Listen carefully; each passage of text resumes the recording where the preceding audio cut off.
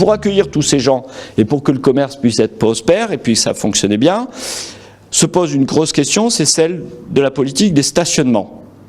La politique des stationnements, elle a rebondi il y a quelques jours grâce à la presse et grâce au parking de la rue Aubenas. Vous avez suivi ce qui se passe. À titre personnel, je ne suis pas là pour enfoncer des portes ouvertes ou pour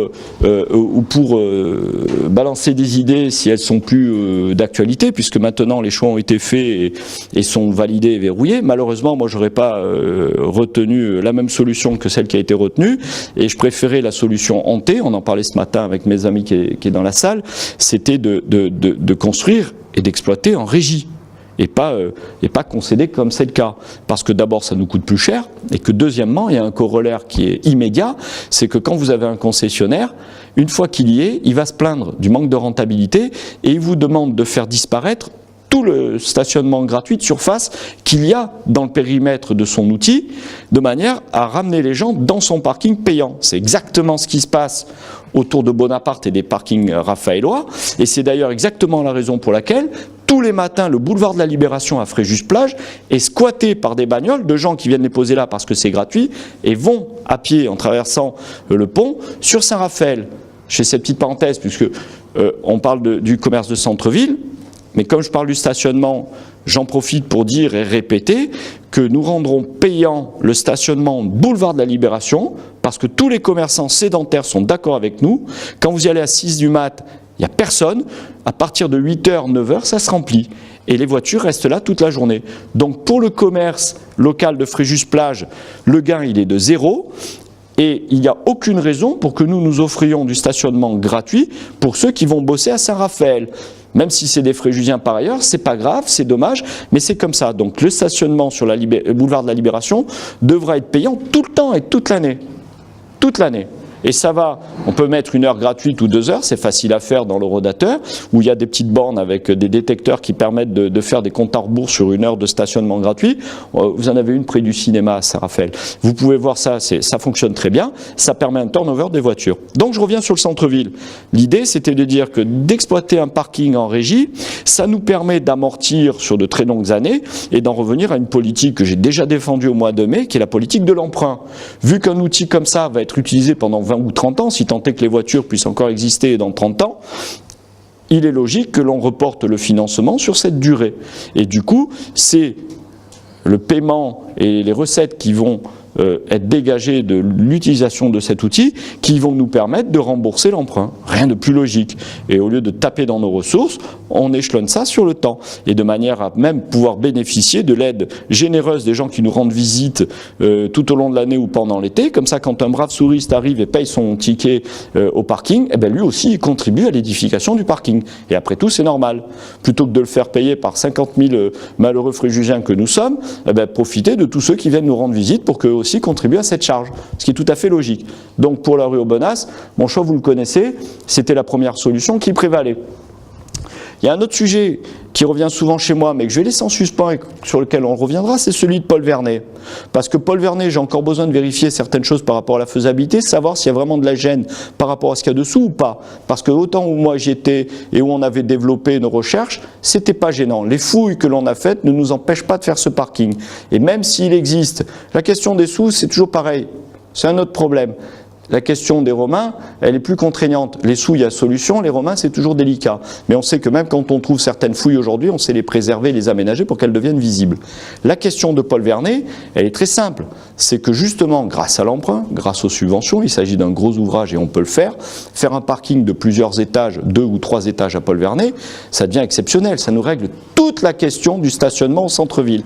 Bonsoir. Ça nous règle toute la question du stationnement au centre-ville. Il nous permet même de dégager un mail en surface qui nous permettrait de créer un boulodrome, de créer des jardins, peut-être même 2 petits bâtiments, et j'en reviendrai après, 1 pour une salle des ventes et pour les services de la culture, et 2 pour amener la police municipale en centre-ville. Je reviendrai sur cette question un autre jour, mais on y réfléchira. Dans les autres solutions pour le stationnement, il existe aussi 2 aménagements qu'il faut faire. Le parking de la Porte Dorée peut supporter un étage. Imaginez le parking de la Porte Dorée quand vous arrivez au niveau Briand-Bidouré et que vous êtes dans le virage comme ça, vous avez des voitures et des stationnements qui se font en épi.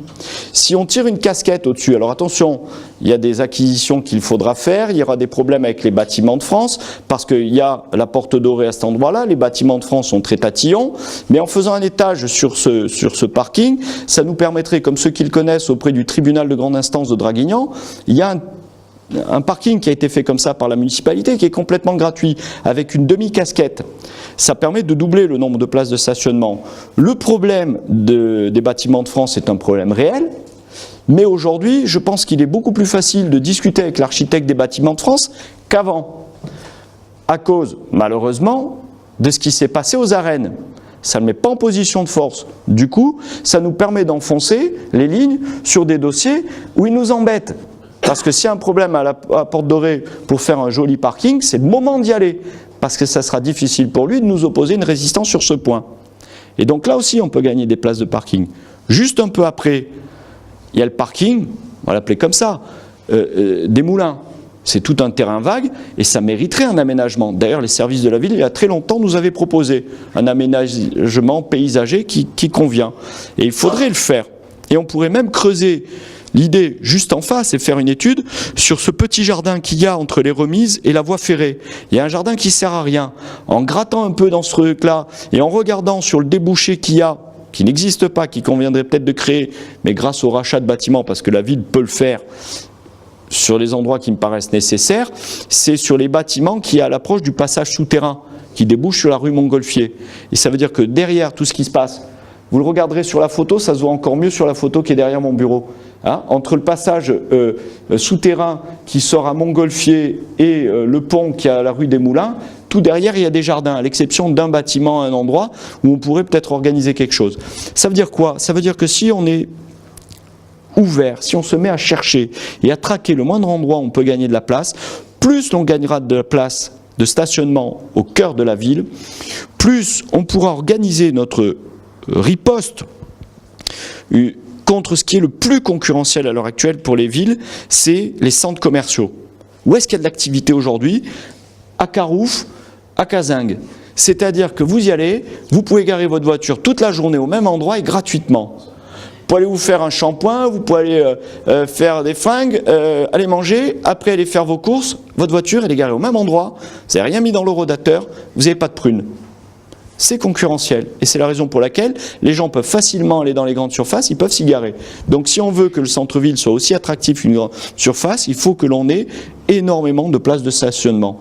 Et je ne serais pas hostile à ce que nous entamions par ça et que nous fassions beaucoup plus de places de stationnement qu'il nous en faut, parce qu'on subirait la critique de dire mais ils ont fait des parkings partout, ils sont vides, mais à la fin du mandat, vous verriez que les parkings seraient complètement pleins et toute l'année. Et ce qui serait la preuve que nous ayons une politique qui a un succès, c'est-à-dire qui remplit le centre-ville au fur et à mesure de l'année. Donc cette politique du stationnement, elle est pour moi indispensable et elle est le corollaire de celle de l'animation. Animation et stationnement, c'est ce qui nous permettra de développer une activité soutenue au cœur de ville.